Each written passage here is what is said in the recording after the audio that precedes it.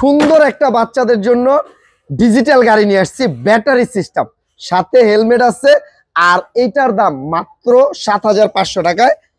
কতটা মজবুত দেখেন, আমি বসলে কিন্তু এই গাড়িটা আমাকে নিয়ে চলে, ডানে বামে সব দিকে আবার এটা ঘোরানো যায়। আবার গাড়িটা ব্যাগে দিব, অটোমেটিকলি ব্যাগে চলে আসবে।